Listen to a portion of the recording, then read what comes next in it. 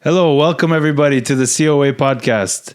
Once again, we try to make it a point to bring people on the podcast that are a lot smarter than we are. Well, a lot smarter than me. I'm not going to speak for you, Father. You're the smartest person I know. No, I promise. Not true. No. So today we're going to speak about dating, or as Lilyan will tell us, waiting and dating, dating and waiting. That's the name of her book, Waiting and Dating. She is... I don't know. Can I say the word guru, or is that like not? Sure. Yeah, guru. Yeah, she's our dating guru, let's say. But she started out as an engineer. That is her day job, right? That's what we're gonna call it. She also has service in her parish, but she wrote a book on dating that started, you said, during COVID. It did, yes. Yeah. You found yourself just sitting there and you're like, I have to tackle this impossible issue that has plagued mankind since the beginning. Well, it started very small. During COVID, we all had a lot of downtime. We weren't going, a lot of places. All the youth were online as well. So I kind of wanted to reach them somehow. I always had a hobby for writing, but I haven't really, at that point done anything with it. So I said, let me just start a blog. Maybe my friends, my family will read it. We'll call it a day, Okay. Well, I promised Lilyan that our introductions are always very awkward because I'm an awkward human being. But I didn't even say that she's a life coach as well. Did I say that? Did I mention that? Certified life coach? You just did. I did. Okay. So what does that mean? It's a good question. So a life coach is somebody who tries to help you kind of gain clarity on where you are, where you want to go, what goals you want to achieve. I always like to kind of draw a comparison between therapy and coaching because I think a lot of people confuse the two. Therapy is a lot more about, digging into your past and figuring out why you are a certain way today or dealing with mental health issues. But coaching is all about moving forward. We don't really dig into the past so much. We try to, help the client figure out where they want to head and what's standing in their way, especially like something like relationships. If somebody wants to find a life partner, we talk about the hurdles they have to kind of go through, what difficulties they're having, and, try to help them that way. Fantastic. So tell me, what does that look like when you come from an Orthodox background? Do you have, is there like a separation between the two in your head if the person's not Christian or Orthodox, or is there always the influence from, Well, I will say most of my clients, the majority are Orthodox, and they come to me because I have that element. So they know that they're not just getting, regular dating advice, but they're getting a spiritual side as well, and it's rooted in the faith. So that attracts them to that specific kind of coaching. But coaching is really based on your values and where you want to go in life. It's not me directing anybody, telling them exactly what to do, but it's helping them come up with their own conclusions and answers and walking them through that journey. Okay, so now back to the dating. Father, this is a lovely issue that you have to deal with probably daily. All the time, Yeah, it's taboo because it's really funny. Every convention that I can remember from like the earliest age, every question that is in the question answer period that goes to the priest or the bishop, where I was like, can I go out with so-and-so if they're, godly? And it's like a 13-year-old that's asking that question. Yeah. It's like, and it's always like, to what goal, what end, So help us now first, before we start anything. Dating is one word. Yes. Define this for me in the context of what we're about to jump into here. Sure. So, some of us like to use the word courting, or maybe that's the more old school word we used to use to make it clear that it's, getting to know somebody for the purpose of marriage, for that long-term commitment. And I guess in dating, that's the way I view it as well, that there is that end goal of finding the right partner, of finding the right spouse. But obviously not every dating relationship is going to end that way. And it's the process that you're going through. For somebody, it can take years to find that right person. For somebody, it could be a lot shorter. It really depends on, God's timing and where you are in life and all of the different variables that go into it. But in essence, it's getting to know somebody to see if you're compatible, to see if you're a good fit, if you could see a future with them, and making that decision if you want to continue or not. So, cloudy question for you. And I'm going to tell you right off the bat, I'm extremely disorganized as, an interviewer. But what age, do you even have a number in your head where you're like, this is okay, or this can make sense, or is it based on the situation? That's a good question, because I get that a lot from like the young youth that I serve. They're like, when can we start? Like, tell me a number. I want to know when I can, start dating. And I think it varies by person, by maturity level, by where you are in life. In the book, I talk about like having the circle of guidance, which, your father of confession is a big part of that. Your parents or your family members, whoever has that influence on you, and like a mentor, a servant, somebody you look up to who's already maybe married or, 10 years, 15 years ahead of you in life. And they should be the ones guiding you and telling you, I think you're ready, or no, hold on, not yet. And it's good to be in that community and be open and transparent with the people who are around you. Like if I'm talking to, youth who are teenagers and they know they're sneaking around and they're not supposed to, I say, well, that's not the right time then, right? Mm-hmm. You could do it when you're doing it in the light, not in the darkness. And you can be honest and open about, who you're dating and getting the right guidance. So you're saying to prepare, there's two factors or two things you need to prepare for, mentally, spiritually, whatever it be. How does one even start to prepare for, the concept of dating? Yeah. So I think a lot of it starts with like just knowing who you are. I can't know what I'm looking for if I don't know what's going to fit into my life, right? If I don't know who I am, how am I going to find somebody who's compatible, right? I'm just going to be going aimlessly about in the journey. So, figuring what your values are, how you want to live out your life, all the things that are really important to you, like faith is a big one, and so many other factors that goes into compatibility. That's like the practical end. Now, the spiritual end, in the book, I talk about like these three loves, and it comes from the part in the gospel where Christ was asked, what's the greatest commandment? And he answers, love the Lord your God with all your heart, all your soul, all your mind, all your strength, and then love your neighbor as yourself. So first, it's laying that foundational relationship with God and being really rooted in who he is and his image in you. Because when I'm looking for a partner, I want them to resemble Christ as much as possible, right? That's what's going to be a really good foundation for a marriage. And then the second, love your neighbor as yourself. And we always forget that self part because, sometimes it can come off as being prideful or like egotistical, but that's not the kind of self-love, I'm talking about. It's the confidence that you have in who you are, being a child of God, in your value and your worth is not tied to anybody or anything, but really, Christ in your life. Because if we esteem ourselves well and we hold ourselves at a high value, we won't be sold by anybody who's coming and giving us the sweet words we want to hear and the flattery and the compliments. We won't be swayed by anything like that. And then that third one is, your neighbor as yourself. Your neighbor, those who are around you, your friendships. Can I actually have a good friendship? Like, am I able to give and sacrifice and serve others? Because if I can do that in a regular friendship or relationship, that's a good start to having that in a romantic relationship as well. So there's a lot of different ways you can prepare. Okay, so weird question for you, and I'm afraid Father might hit me, but when we were younger, there was always this concept of, I'm not dating, we're just best friends. Yeah, we're really good friends. And our Sunday school servants used to always say, don't be foolish. No boy can be best friends with a girl without developing feelings. That's not really what you were saying though, right? Like you can still have a friendship. Is that not the most secure way to start out?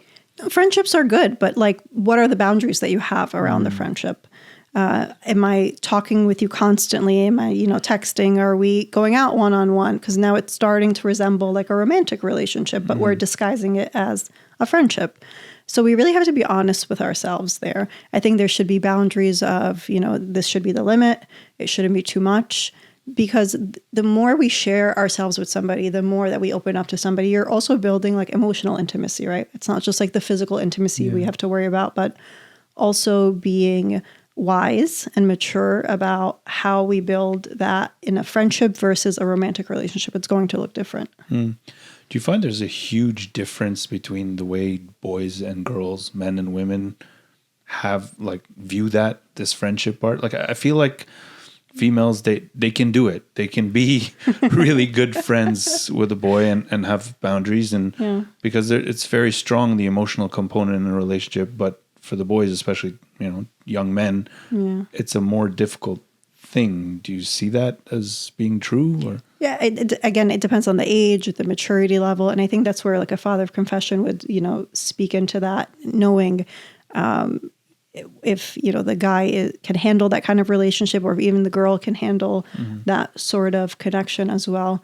I'm sure, Buna, you see that all the time where it starts to get slippery. Absolutely. I think one of the main concerns I have today is when high schoolers especially would say, yeah, we're just friends, like Paul was saying, but practically speaking on a day-to-day, they're not. They're texting all the time, 11 p.m., midnight, right? So when you ask them, well, are you dealing with that boy like every other boy? Or, vice versa. Yeah. And the answer is always no. But yet they're friends theoretically. So I think the fact that you're touching on this is very important, and I pray that the youth can understand that no, it's like they have to be friends and friends only with the right boundaries. That's the key word there, right? Yeah. A quick test I usually tell youth is, if you have really good news to share, or you have really bad news, you just went through something really difficult, who's the first person you want to reach out to and tell? And if it's somebody of the opposite gender, then that's a bit of, a sign there that maybe this is not just a friendship, but a much closer relationship that you're maybe not defining very well. But at that point, I'm sorry, I like to play devil's advocate a lot, because I feel like people watching, they're always like, they want to ask that question, so I do it for them. But what's the problem with that? Like, what is the problem with if the first person is that really close friend? It's as if my best friend who's a man, and I want to tell him everything right off the bat. Same thing, as long as the boundaries are there, as Father said, because a lot of youth will ask that. The boundaries are there, but yes, we are the best of friends, or we're so close that's the first person I think of to tell my news to. What's the problem? So here's another question. I'll come back with. If you were to get in a dating relationship tomorrow, let's say, right? Would your... Wait, I have to pause right there. I love my wife, and this is, we just said hypothetical. Thank you very much. Yes, we're talking about the youth here, right? Yes, very good. Yeah. I'd like to take any point to be able to, get brownie points, right, Father? Yes, well done. Would you like to take the moment? Yes, me too. I love my wife. Excellent work, Father. Thank you. I actually do. Yeah. It really sounded sarcastic for some reason. You did. Actually do. That's amazing. I set you up for failure there. Okay, we both love our wives very much. All right, go ahead, please. Sorry. Yes, this is going to happen a lot. Yeah. Sorry, go for it.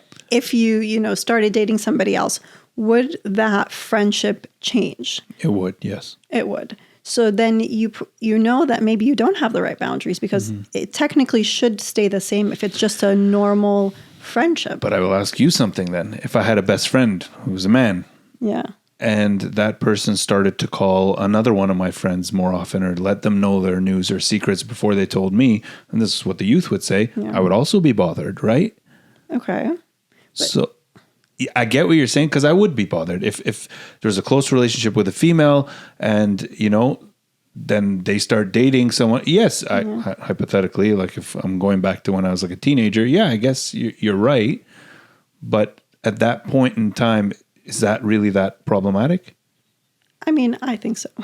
Okay. Because weren't you the one earlier saying that it's more difficult for males to 100%. 100%. So you're just playing devil's advocate. But in reality, you don't actually believe what you're saying. Yeah. No, okay, fine. Yeah, great. Thanks, Father. Okay. Yeah. So tell me then, while we're there, how does dating differ in the world between dating in the church or in Orthodoxy? Like, fundamentally?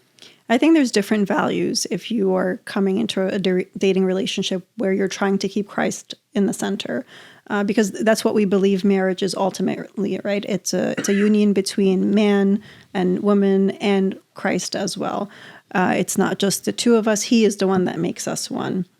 So if I'm dating and, Christ is the center of my relationship, and I have other things that I'm trying to uphold, like holiness and purity and chastity, those things are not really found, or they're not popular in today's dating world, in just the secular culture.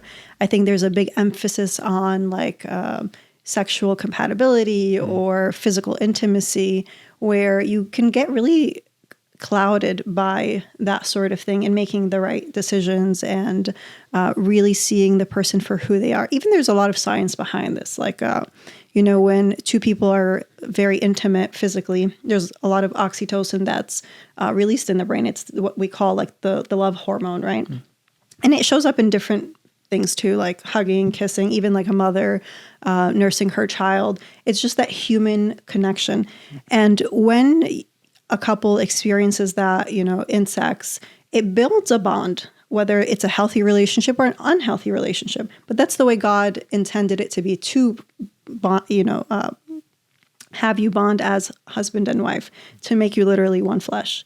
So when you take that out of the context of marriage where God originally designed it, and you get bonded with somebody who is not your spouse, you start to be attached to them, and not in the right way. It's through just that physical connection, and you're not able to make really good decisions that way. You can be really blinded to a lot of red flags because you feel like you still have this closeness, and you're just trying to force the relationship to work, even though you know it's not working. So that's one way. Is that the concept behind why people stay in many times toxic relationships? Because they feel bound, like physically almost through this? It could be. There is also that like emotional intimacy too, and that closeness emotionally. Maybe they're not physical with one another. And there's a lot of, reasons behind that, and the psychology behind how, two people can really form that bond. So that's why I'm really big on don't date in a bubble. Right, you're dating in the community. You're doing things in the light. You're bringing the guidance from other people because they're not blinded by that love, right? They can see right through the red flags that you might not be able to see, and like listen to your father of confession when he tells you, "Hey, I think something's off here," and then you have to really start to listen to that guidance. So you spoke earlier about maturity. Can you unfold that for us a bit? Like, what does it look? What does someone that is spiritually mature look like, or emotionally mature look like? Yeah. So it's somebody who's, again, very like self-aware. I'm aware of my flaws, of my sins, of what I need to work on. Right? I'm not going into this really arrogant and I say, "Well, I've got it. I don't need anybody's help." Somebody who is also able to take criticism. Like nobody's better at pointing out our flaws than your partner, right? They're going to tell you, "Hey, I don't like what you're doing here. This really, is my wife has no flaws, but she sees many in me." Sorry, continue. I can understand her. Yeah, you can understand that. Thanks, Father. And like being able to take that and say, "Oh, you know what? Yeah, maybe you're right. I'll take that reflection and try to improve," versus somebody who's not mature will be really defensive, will kind of attack back and not want to take anything for their own betterment. And, the spiritual side as well is being able to work through our flaws and our sins and understand the cycle of repentance and confession, and even seeing it in their partner, right? That we're not holding every little thing on them and saying, you have all these issues and you just got to work on yourself. Like, I'm perfect and you're the problem. But it's a two-way street. Before we leave the whole part of sexuality and all that, I had two questions for you that were, if you can vocalize for us, the premarital sex and the problem with intimacy before marriage, you were saying it binds you in something that's unhealthy. Does it also ruin a potentially healthy relationship later on because you've now been almost desensitized to this possible bond that can be between between a husband and wife because it's become so, I want to say mundane, or you've used it up so much with so many other people? So yes and no. I think if you realize, at one point, like, this is not the right thing I should be doing, and you really take the time to like repent, to go through the confession process, to really work on yourself, to try to come out of that, mentality of seeing it as something that's not as, holy as it should be.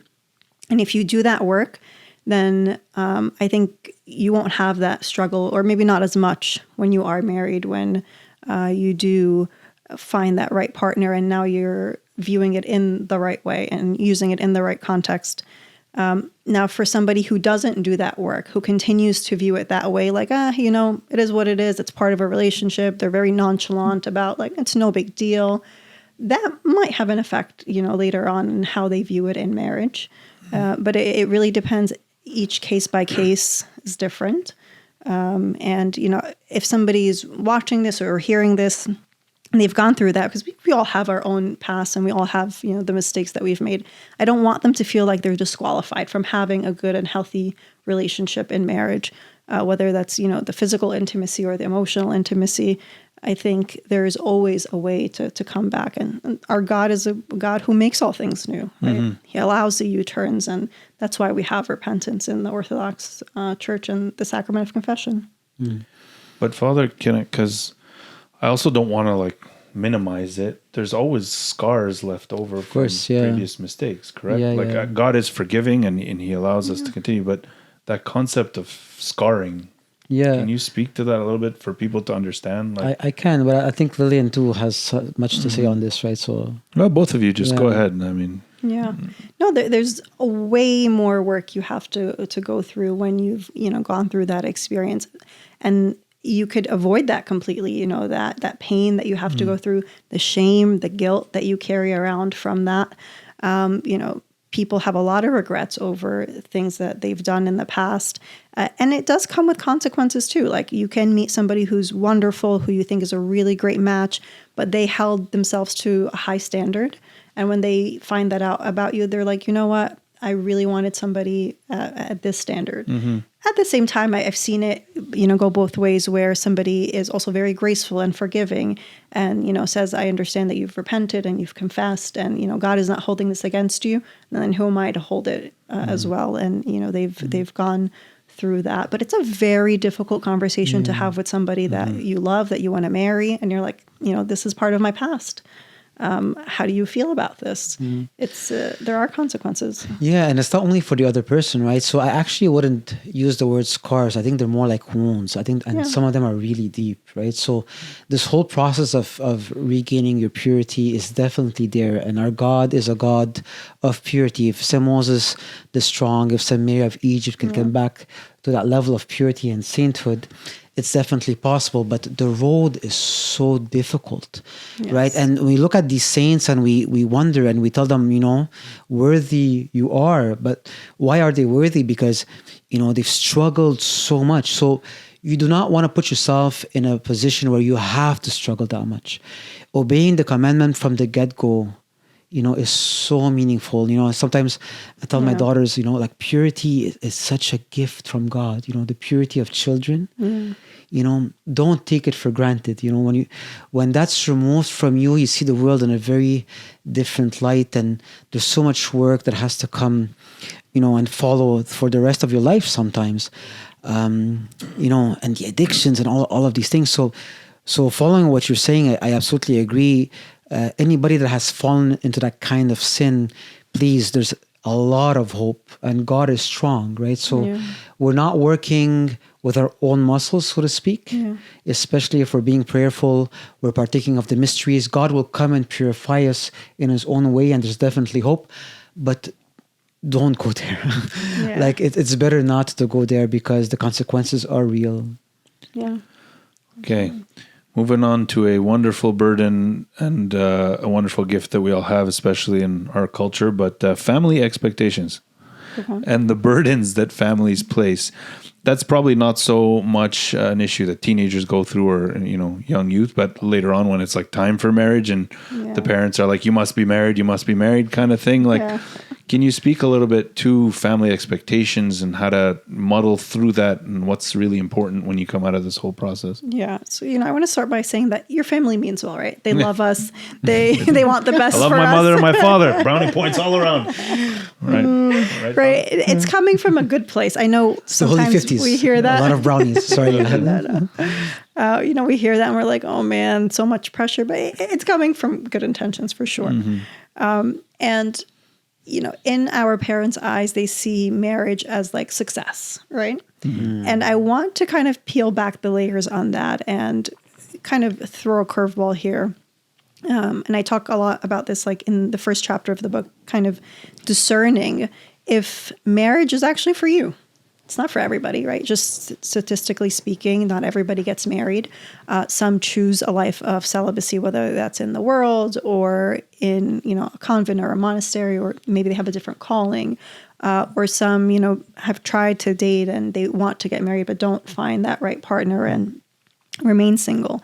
And if the goal that we're trying to get to as Christians is the kingdom of God, I can get there with a partner through marriage, right? Yeah.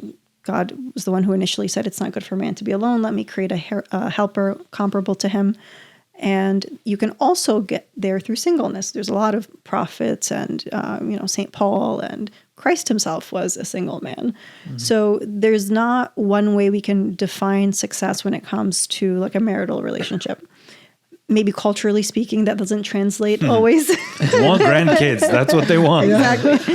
No, I totally get that. So, we have to challenge that notion of like everybody must get married. And if you don't, you failed or you're not successful. That's not correct at all. But if I can interrupt you for a second, isn't it much easier to go through life? And Father, correct me if I'm wrong too, but from what you see, if you're not going to be a monastic or whatever it be, like in the world we live in, is it not easier to have a companion? Isn't that why God said, let man not be alone? Yeah. I mean, it depends from person to person, but for some, it's the cross they carry, and we don't pick our crosses. We don't pick what's going to make our life easier. And they can take that and turn it into a blessing and see it from a positive perspective. For some, they can really serve God way more. They can devote their time and energy in ways that married people can. I mean, St. Paul talks about this, right? He says, I wish for you to be like me. He who is married worries about pleasing his wife. Same thing for the wife. She's worried about pleasing her husband. But, if you don't have that, you are able to serve the Lord without any distractions, without all those responsibilities. So there is a place for both, for sure. Mm-hmm. Now, you have to be honest with yourself and say, well, can I handle that? Do I want marriage? Because marriage is also a lot of work. I'm sure you both It's know. also a cross in a good way. It is. Because you're dying for the other. Don't. I want my brownie points too. Okay, so you're dying for the other in the marriage. So you're carrying the cross or the cross of celibacy, right? Yeah. So back to family. Sorry. So how then are we? But sorry, can I interrupt? Because forgive me. But is it fair to say that it's more natural for someone to get married, right? So it's quote unquote, let's say, supernatural, if you will, for a lack of a better term. It's just biology at this point. But biology, but it's also the way God created us, right? So God is Trinity, He's relational, and therefore it's very much within us, right? It's part of the human fabric, essentially. So living in celibacy also is not something that is necessarily easy. No, definitely right? not. I remember having one youth that was telling me, I don't want to get married. And, there was a history, and a bunch of reasons why she was considering this. And I told her, it's really not easy. And at some point she found herself alone in her home for a couple of months. And she was going crazy, and she understood what I meant, right? Because it's actually quite difficult, especially if you're not connected with God, right? Yeah. But even if somebody is single too, I think they have to put more of an emphasis on their friendships, on their community. So they're not feeling alone all by themselves. Yes, it's going to look different than if you have a spouse, obviously, but there is a way you could still immerse yourself in relationships, in even having an influence on children in your life, whether it's like your nieces and nephews, other kids that you get to mother in a way, maybe not biological mother, but the spiritual kind. I think God can satisfy their longing for companionship, but it just looks different. Yeah, but exactly, God will satisfy, right? So God has to be in the picture, I think. If not, it becomes very difficult. Yeah. So in your opinion, or from what you've seen, what is the most prevalent reason people find it hard to find a good partner? Oh, there's a whole list. How much time do we have? Lots of time. Go for it.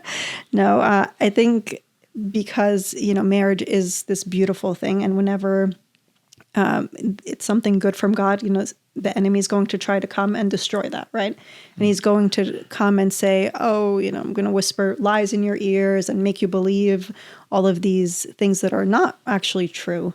So I work with a lot of clients who come to me and they're very frustrated and they're like, oh, there's no good women out there, or there's no good men out there, or everybody's acting this way. And yeah, there is also some cultural things that I'm not a big fan of, how people communicate when it comes to dating.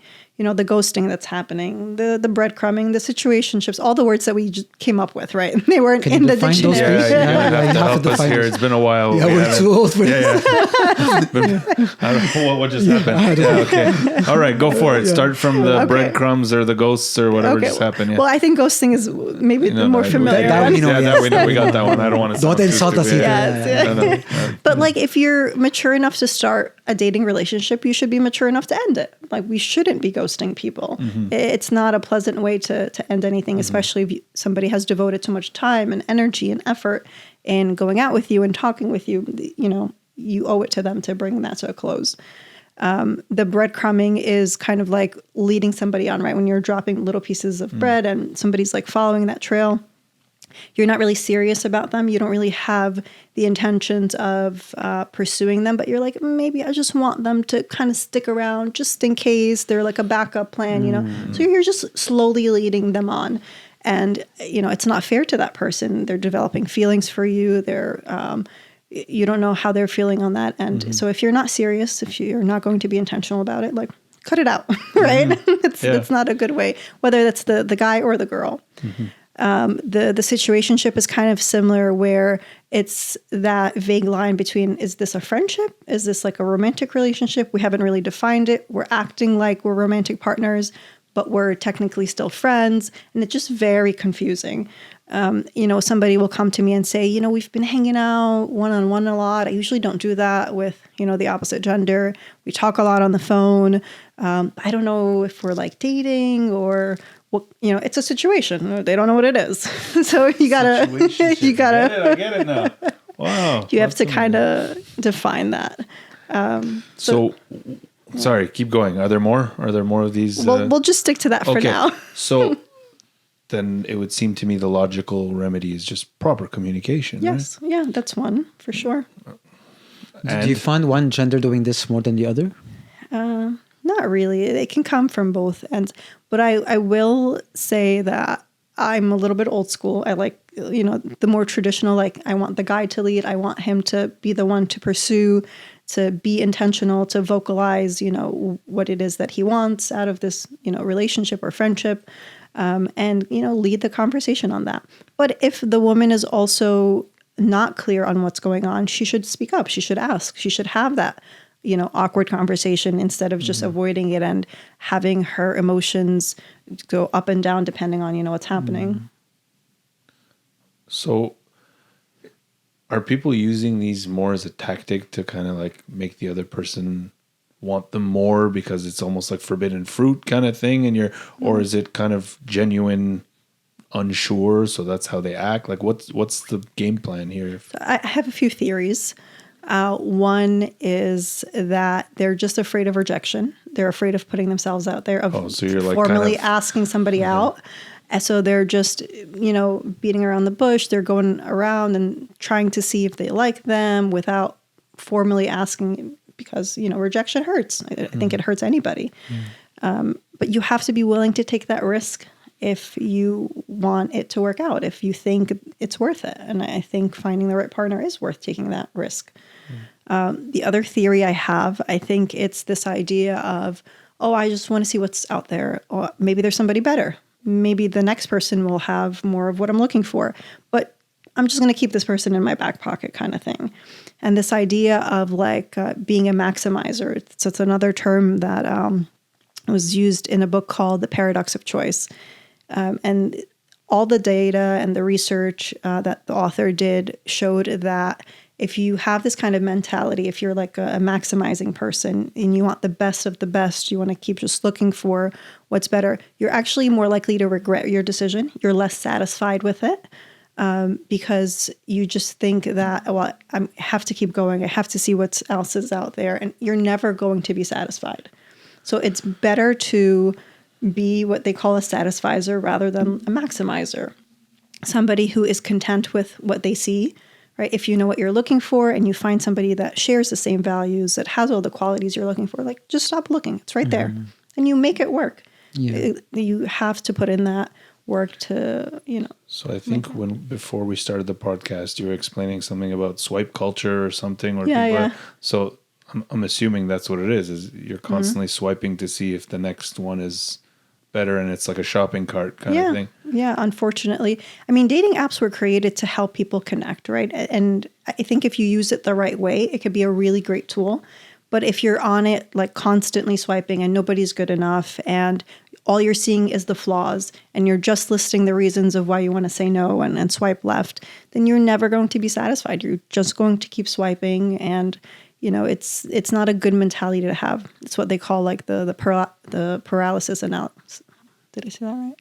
Yeah, paralysis analysis. So wait, time out for a second now, because I think, Father, I don't even want to look that way. I feel like dating apps and swiping, and I don't, what are we like?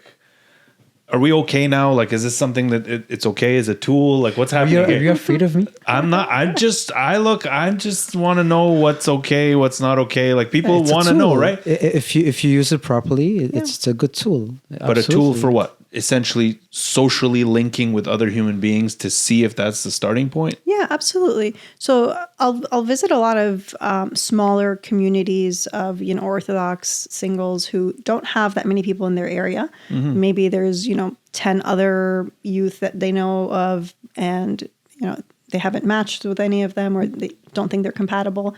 Well, then you can either stay in that, or you can expand your network and see who else is out there. And you enter into also the long distance relationships, and there's a lot of challenges that come with that. Again, not impossible.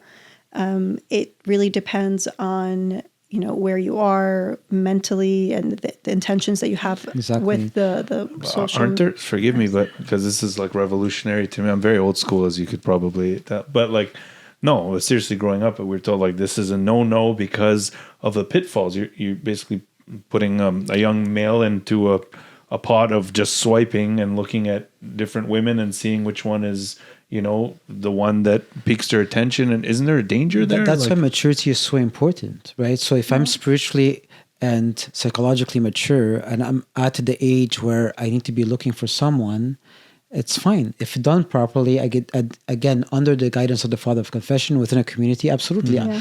I know some examples of really good couples that met that way. Online.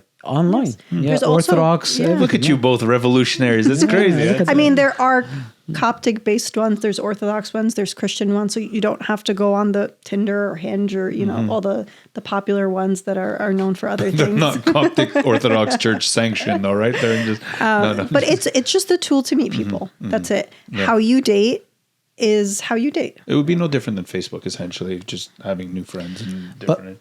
But like any other tool, if not used properly, it's dangerous, right? Correct. Yeah. I get you. Okay. Flags. Red flags, green flags, orange flags, whatever color you want to take us down. Which color would you like to start with first? Let's start off with the good ones. Why not? Good. I like good. All right. Fantastic. We'll start with the green ones. Yeah. Go for it. There's lots of really good green flags. It goes back to what we were talking about, like communication and conflict resolution. Can you actually resolve conflict? Everybody has conflicts. If somebody comes to me and they say, oh, we haven't had a fight, we've been dating for months, or we don't really argue, I say, well, that's a red flag to me. It's either you're suppressing how you're feeling about certain situations, you're not comfortable speaking up, you're avoiding the issue. It's good to resolve conflict in a healthy way. Other green flags are somebody who, has the fruit of the Spirit, right? Are they loving? Are they kind? Do they have that joy in their life, that peace, the faithfulness, the self-control? You're going to see all of that come out when you're dating. That's a big one, yeah. And, just having somebody who can walk through life with you, to be a supportive partner, to like have your back when you have to carry all these other crosses in life. Like, are they helping you or are they just making it worse, right? Being a priest wife, the role of the priest wife in one word, you can say is support, right? It's what we try to do, at least I try to. But, nobody talks about how also the priest is very supportive to his wife. Like, I wouldn't be where I am today, without him, and with him kind of pushing me. And even when I don't feel like going anymore, where I'm having a lot of doubt, or, I think all the things that God is calling me to do is too much or too big. He's like, no, keep going. Like, I've got your back. Like, we're going to do this together.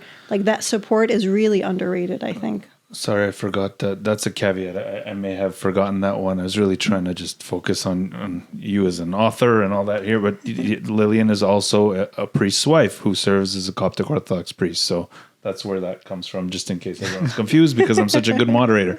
Okay, sorry, continue. So yes, support, and communication. What else? Lots of things. Pay attention to how you're feeling when you're in their presence and around them. If they're always making you feel really nervous and you're on edge and you're afraid of, like, what am I going to say? How are they going to react? Tempers and manipulation and feeling like you can't be yourself, or you're walking on eggshells. Those are all red flags, right? We don't want to be in that kind of relationship. If you feel like they are trying to isolate you from your friends, from your community, from your family, and saying, no, like, we've got this, like, all we need is love, and don't tell anybody about our issues, our problems, and they're trying to just control a lot, that's a red flag. Pay attention to that. If they keep going back and using the excuse, oh, but I love you, I'm doing this for us, and the behavior is not healthy, red flag, right? That's why dating is a time of discernment. Bring other people into that and saying, hey, I'm experiencing this. Is this normal? Is this normal behavior to feel this way, to be told this or that? And it might not be, and you might need somebody from the outside to point that out to you. Yeah. So someone that has that kind of behavior is someone that hasn't attained that maturity level to be able to go into dating, essentially, right? Yeah. Or somebody who has really deep character flaws that they need to work on first before they can have a good, healthy relationship. And do you find that there's one gender that matures a bit later? Is that a trick question? No, I know the answer. We're the mature ones, right? Let's ask. I mean, the joke is, like, women always mature faster, even young girls and young boys. When you're looking at their development, girls tend to be a little bit ahead. That's why sometimes, in the relationship, the guy's a bit older, typically not always. It could work the opposite way too. But maybe that's true. I think when you come to a certain age, maybe in your 20s and 30s, it kind of evens out a bit. And it really depends from person to person. Yeah. My poor wife is still waiting for me to mature, Father. Yeah, me too. Yeah, please get there. I'll try. Quick question. Would it be fair to say that in today's world, that it's difficult for someone to be mature enough for dating before the 20s? Yeah, that's a good question. Generally speaking, I'm sure there are exceptions. But there are exceptions. Yeah. Generally speaking, I would say, like, wait a little bit. At that age, you're still in college. You're trying to figure out, what am I doing with my life? What's my life going to look like? So I won't really know how somebody's going to fit into my life if I don't know what my life looks like yet. Yeah. You're still growing a lot. You're still developing. I think the research is, like, your brain doesn't fully develop until, like, the age 25. That's why I don't know if Canada's the same in America. Like, your car insurance rates around 25 get a little bit better. Yes. It's like, are you making really sound decisions, and do you know what you're actually doing? Of course, there's exceptions to that. My husband and I met in university or in college. American listeners, and we got married younger, but. In those situations, our parents were on board, our priest knew what was going on, and they kind of gave us their blessing. So it's different for everybody. Yeah, definitely. And also, you're a bit older than today's generations, right? So I think generations have really changed tremendously in the last few years, or am I wrong? No, that's true. Like, we didn't really have social media, or it wasn't like a big part of our day-to-day life. I think that has really changed the culture and just the way that we're developing emotionally and mentally too. And what would you say, like, personality-wise, like, how developed is someone personality-wise in their 20s, in the beginning of the 20s? Yeah. It depends. I mean, some people kind of know where they're heading. They have that good foundation with, their relationship with God and with others. And you can see two young people, grow together in that if you get married young. And then other people, it takes them a really long time to find themselves, to figure out what it is that they're looking for. So to them, that might come later in their 20s or closer to their 30s. It really varies. Okay, so now I'll take us down a bit of a darker path, but breakups. Oh, yes. That's usually a big one, and depending on the emotional state of the person, it could be devastating. Yeah. So what's your advice to those who are going through that right now? Yeah, no, thank you for asking that. I don't think we talk about it enough because, when we're talking about dating, we want it to work out, right? And one time it does. Absolutely. When you find that person. All the other times it does not. And I never it looked ends at up it that way. That's kind of depressing. But yeah. And all the other times, yeah, you're heartbroken, and it depends how long the relationship was, how intense it was, how committed and serious you guys were. But, somebody who is going through a breakup, they're not just saying, goodbye to the person that they were with, but they're also grieving and saying goodbye to the future they envisioned together. Oh, I thought I was going to marry this person. I thought my life was going to look like this. We're going to live here and do this and that. And now that's all gone because this person is no longer in my life. And that can really take a toll on you. So, to the person who is going through this, there is that grieving process, of really just saying goodbye to that. And it takes time. It does take an emotional toll on you. Well, when I started coaching, I thought I was going to coach a lot more of like, oh, let's figure out what you want in a partner. Let's help you get there. Let's see what's the obstacles. And then I had a lot of people come to me dealing with breakups and saying, man, my world shattered. I thought I was going to end up with this person and now I'm not. How do I reconcile that? I thought it was from God. Like, did I misunderstand that? And they're trying to just make sense of it. And it's good to reflect back and say, okay, maybe there were some red flags I didn't pick up, or maybe I was letting some things go because I really love them and was very attached to them. So it's good to reflect at the end of that and say, what can I do differently next time? What were some things I can take away from this, some lessons learned? And like really thank God for protecting you from whatever it was that he's protecting you from. Because when things don't work out, we know that, all things work for the good for those who love God and are called according to his purposes. So it's good for you. I know it doesn't seem that way when you're dealing with it. And it's very painful, unfortunately. But that is one part of dating. So forgive me, I'm going to put you on the spot a little bit, but what are the most wrong ways you've seen to grieve in a breakup? Like what's the way where someone comes to you and you're like, no, you can't be doing that? Like, yeah, well, that's really hard because I think everybody grieves differently, and I think everybody deals with their emotions differently. And I don't want to put pressure on someone and say you're grieving wrong or like snap out of it, that sort of thing. But I never want somebody to like fall into this self-pity or this pit that they feel like they can't get out of. And they say things like, no, I'm never going to recover. I'm never going to love again. I can't see myself with anybody else. And they feel like they're doomed. I think there is always hope in, God restoring that for you and giving you a better future. So don't feel hopeless in that point. Mm-hmm. And is there a really good way to do it? Like it's not probably healthy to be flippant about it, right? To be like, oh well, if you've given your heart to someone, and like, so what's the right way, like? Yeah, I think surrounding yourself with your friends, those who can really be there for you, to have a shoulder to cry on. Don't go through it alone. That's a very difficult thing to go through alone. Lean on those close friendships that you have. And that's why it's really important to develop that even before you start dating, because these are the people who are going to be there for you through thick and thin. And, see your father of confession, partake of the sacraments, of all of the things that the church has given us to heal from all of these things and all the difficulties that we go through in life. And, feel free to feel a certain way about it and to bring that into prayer and say, God, I'm angry. God, I'm sad. God, you got my hopes up, or I got my hopes up. Like, where are you? And that will also build your relationship with God.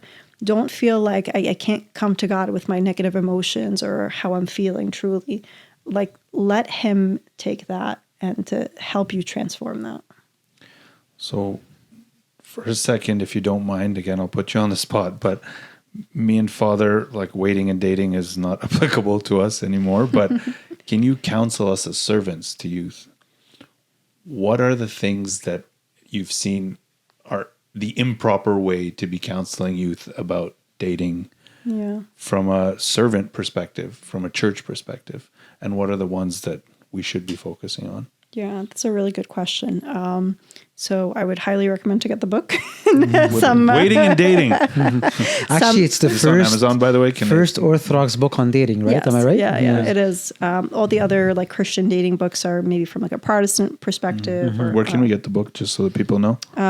Amazon, Ancient Faith is the publisher. You can get it from them. I think Barnes & Noble now, a few places online. Waiting and Dating, Lilyan Andrews. All right, Yeah. sorry. So some church groups have taken that and made it into like a series to discuss it with the youth, and they found it helpful. So, it's there as a tool for that. There are some things that we should probably stay away from when we're talking about purity. And if anybody grew up in like purity culture, which was an influence maybe from the Protestant church in the late 90s, early 2000s, and also coming from a Middle Eastern conservative culture of, Aib and it's inappropriate, or we don't do that, we don't talk about that. Like, we need to start talking about these things. When youth have questions about sex, about dating, about anything, we need to answer that for them rather than having them find the answers on the internet or from their friends who might not know any better. So we need to be open and honest about having these conversations and answering them. And just also hearing from the youth, like, what are they struggling with? What are they going through? What are they thinking about? And being open to that. Okay. And what are the things that we do well as a community? Well, we have these conversations, right? We're here doing that right now. Very good. Yeah. And there is a lot more openness that I'm seeing now in our communities than maybe when, we were younger. And not to fault anybody. Everybody had very good intentions, all our leaders, our parents, but maybe they just didn't have the tools to talk about these things. They came from Egypt or from whichever country they came from. They never talked about these things. Like, when did they learn how to address this with their children? They didn't. And at what age do you think, like, as a father, when should, like, we already do a little bit, but like, what is like the appropriate age to really start addressing this? So each age has its own way you can appropriately talk about it. So, the young ones, we're talking about like just the basics of like love and marriage. The older ones who are exposed more to like their friends or their peers dating, then let's address that. To the ones who are now having questions about sex and sexuality, and they're influenced by the media and the things that are around them, you can, pick up on these things by talking to them, by seeing what they're listening to, what they're watching, and then addressing these things with them. So it's really by age. So do you feel, and this is kind of coming out of left field a little bit, but social media has infected the world and all relationships pretty much. I don't like to generalize, but like, what is the effect that you've seen social media have on the natural progression of a relationship? Yeah. So there's a lot of research behind this of like how it's affected teens and the level of anxiety and the insecurities that it brings out in them.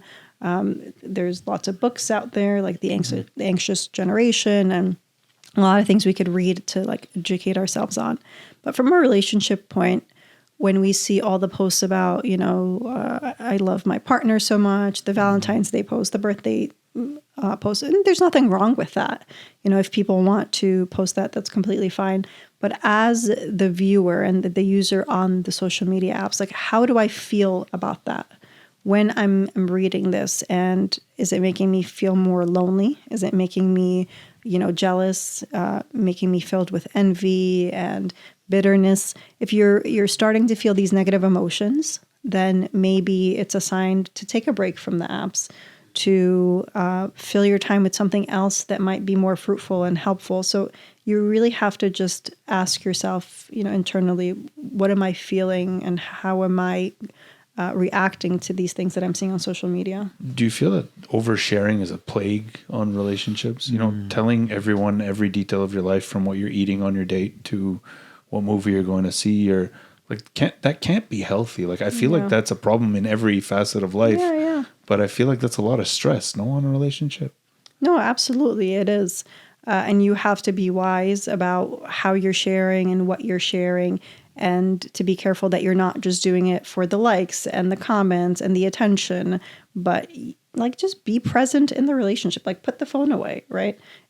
Have that conversation with your partner without anything else there, or without the intention of I'm going to post this later, because now you're not in the present. Now you're in the future, and you're planning and you're thinking. And relationships are intimate. They should stay that way.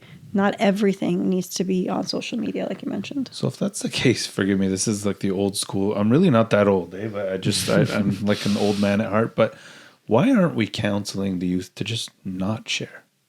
Yeah. What's the best case scenario from sharing? It's either going to make someone else feel lonely or bad, correct? But you also don't have control over that. That's on them to control their social media usage. You know what I mean? No, but that's only one of the drawdowns. But if you don't get as many likes, then it's makes you upset and takes away from your moment. It's the dopamine hits and how that can become very addictive. Yeah. So is privacy not the way to go anymore?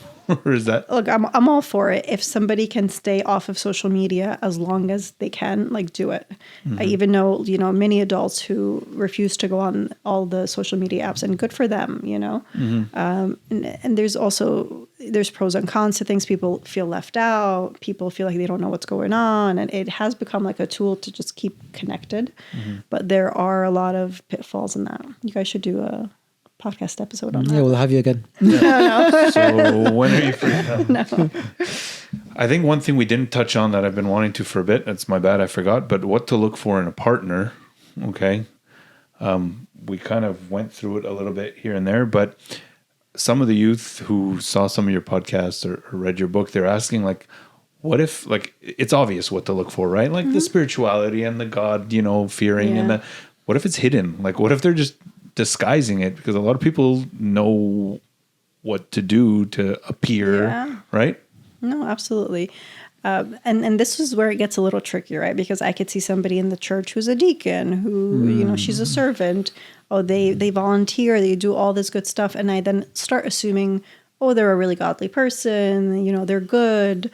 And then you start to get to know them and you realize, actually, no, something's going on here. Yeah. So don't just be distracted by all the outward stuff, but really look on the inward. And you're going to see that just by time, right? They will reveal who they are over time, their behaviors, how they deal with you, how they deal with others in certain situations, how are they reacting to things.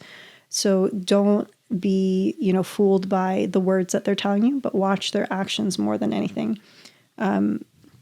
When God says that he doesn't look at the outward of a man or the outside, but he looks at the heart. Pray that you can actually see somebody's heart. Pray that God can reveal that to you, so you're not, distracted by all the outward appearance. Do you have advice on how people should progress in terms of dating? Yeah. No. No, that's a good question, because some people jump in way too deep too quickly. The first date shouldn't be hours long, right? It should be baby steps. You're just getting to know who they are, what interests them, what are some things that you might have in common, where they come from, their family background, all the basic things. And then slowly you're building trust, right? They're starting to show you ways that you can trust them, that you can share with them things. And bit by bit, you're sharing more personal things. I don't think we should start the first date or even the first couple with sharing really medical big questionnaire things. on your first date. Yeah. It's do you have a history of diabetes? Definitely not. Or do you have a history of, depression and mental health things? like you should let your partner know eventually when things are getting serious and they have to, take that into consideration. But this is where you can also get guidance from somebody and say, what do you think I should be finding out at this point? What do you think I should ask them? Can you tell me how you got to know your wife or your spouse? And they'll tell you, and they'll be able to guide you a little bit with, better with those details. Mm. So you've done a bunch of podcasts on dating. You were telling me before you're on your book tour, right? Yes, this is the last stop, God willing. Last stop, God willing. Oh, see? It's an honor. Last stop. Yeah, it's an honor. We broke her. That's why she's stopping here. Not doing it anymore. The one thing, well, it doesn't have to be one. You could say as many as you want. But if you had to pick one thing or a couple of things that you wish everyone dating knew, that you could scream from the top of the mountain, what would it be? Man, that's a good one. Just one thing. It doesn't have to be one thing. It could be whatever you want, but like something important. Okay. So I would probably say, and this is going to sound like a generic Sunday school answer, but we say these answers because they work, Okay. right? Go for it. Get as close to God as you can, because He will be the one to help you discern if this is the right person. When you get to know who God is and you get to learn what true love is and true sacrifice, right? The ultimate sacrifice of His death for us. So, we also know St. Paul talks about love and how it is kind and it does not envy, it does not boast. All of the things that we learn about love, we learn it from Christ. So if you have that solid relationship with Him, and He's able to guide you, and you bring that also into the relationship, that's a solid foundation to go on. You're going to be able to conquer anything that comes your way, because you're going to have ups and downs in relationships, in marriage. No marriage is perfect, and we all have our hard times. But what's holding you together in that hard time? If it's not God, then it's going to be very, very difficult to move forward in that. In love, in peace, in kindness and goodness and all the things that we want to strive for. Mm-hmm. So that's the spiritual answer. Now, practically speaking, do you have any practical advice for young couples about to go into marriage, whether it be financial, whether it be social? Yeah. So I would say don't get distracted by the social media, by what everybody else is doing, by wanting to, outdo everybody else on the wedding and all the lavish celebrations. I've just seen the trends just grow and grow and grow. It's a bit crazy right now. The things I see. And it's a lot wild. of stress financially and mentally too on the couple to feel like, well, I have to do all these things because all my friends did it. Yeah. And it's costing thousands and thousands of dollars to throw these lavish wedding receptions and wedding days. And we lose the focus that it's a sacrament, right? Mm-hmm. It's a mystery that's happening, binding two people as one. And we have a whole marriage to prep for. I think so much of the engagement time is spent on planning for the wedding day and where are we going to go for the honeymoon. And we forget to plan for the marriage. I mean, that's the rest of your life versus just one day that we're planning for. And of course, you want a beautiful wedding and all of these things. We're not saying don't do it, but just don't push yourself outside of your financial means to do that. Mm-hmm. If anything, spend the time and the money on coaching and counseling and premarital, counseling or therapy. That's going to help you in marriage more than all the money that you're going to spend on just a one-day celebration. Mm-hmm. Even invest in your home. Invest, yes. Where you're going to money where you're going to sleep, for the rest of it. Absolutely. Even this new trend about bachelor parties in Mexico and Cuba, and what's happening? And it's a big cost in everybody else also in the wedding party. And it's starting off almost indebted and burdened just because of a couple of days, Yeah, I mean, if it's within your means, go for it. But for a lot of people, it's a big financial stress. Mm-hmm. I mean, and even then, I feel that simple is beautiful. Yes. You can have a beautiful wedding reception, but it's simple, right? I think there's a beauty there that we often overlook. Yeah. And also don't lose sight that it's still a discernment period, even in the engagement. Because some people feel so much pressure of I set out the wedding invitations and the dates and we paid for all of this stuff. I have to marry this person, even though I'm starting to see red flags that are coming out now. I mean, that's a very difficult thing to walk through. Yeah. If you feel like you're there, I would rather you do the hard thing then of calling off the engagement rather than, calling off the marriage later or having all these difficulties when you're married because you just, ignored this thing because you felt pressure. Like, just choose your heart. It's going to be hard now or it's going to be harder later. Yeah. And the good news is that people forget.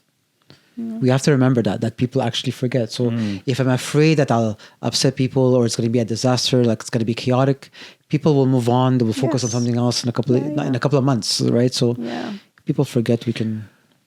One thing I never asked you, and it's a bit out of nowhere, and I should have probably done this earlier, but I just noticed that we never went through it, is how do you balance physical attraction with the emotional and the spiritual? What worth does the physical attraction part have? Like, what are you counseling people when they're like, well, this is really important to me? You know? Well, it is important. You want to be attracted to the person you're with, right? But sometimes the physical attraction is not there right away. It's the easiest thing to pick up on, right? Because the emotional, the spiritual, the mental, the intellectual attraction, those are layers that come later on when you actually spend time with the person and you get to learn about them and you get to know what their personality is like. So the first thing we notice is the physical attraction. And sometimes you kind of disqualify somebody if you're like, they're not my type, I'm not really attracted, but they could be a wonderful person and they could be a wonderful fit for you. So allow the physical attraction to catch up if you don't feel like it's there in the beginning, but it must get there at one point or another.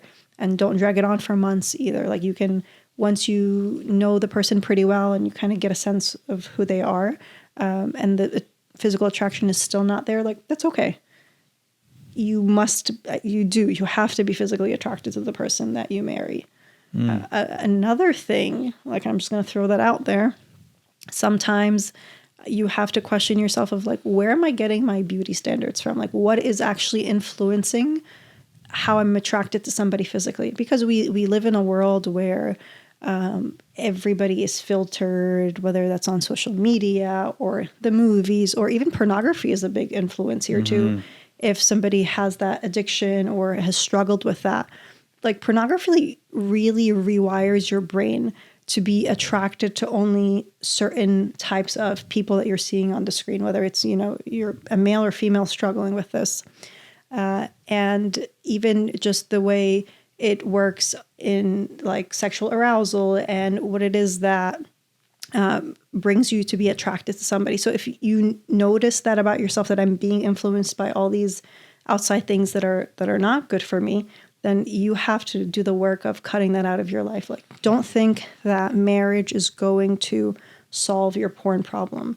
It's not. It's only going to make it worse. And it doesn't stop when you have a partner and when you get married. Unfortunately, a lot of people fall into that trap of thinking, but it has such a grip on you. It's not impossible to get out of it, but you really have to go through, fighting through that and getting out of that. Father, did you have anything else that I forgot? Because I think I forgot a bunch. No, that was good. That was good, yeah. Lilyan, is there anything else that you wanted to scream from the mountaintop for people? I think we covered a lot today, so thank you guys for having me on. Thank you. You're great. There's a lot of nuance that goes into relationships and dating, and it can feel really confusing at times, but know that our God is a God of clarity. He's not going to confuse you, and if you are being confused by things, then maybe it's not from him, or maybe you need to do the work to find that clarity. So, there's definitely a lot of hope out there. Don't feel, discouraged by what's going on in your dating life or just what you're seeing around you. And put in all the work and the prayers, because this is a huge life decision that you're going to make. Nobody's going to influence your life, your success, your eternal life, even as much as a spouse will. What is it you say, Father? This is the second most important decision of your life, after choosing God. It's choosing your spouse. Waiting and Dating by Lilyan Andrews. Thank you so much for joining us. Thank you. It was a great blessing. Father, thank you for allowing us to be here. Thank you, Paul. I don't know why you keep allowing me to be here. It doesn't make any sense. Because I love you. I love you too, Father. Thank you, Lilyan. And thank you all for joining us today. We'll see you again next time.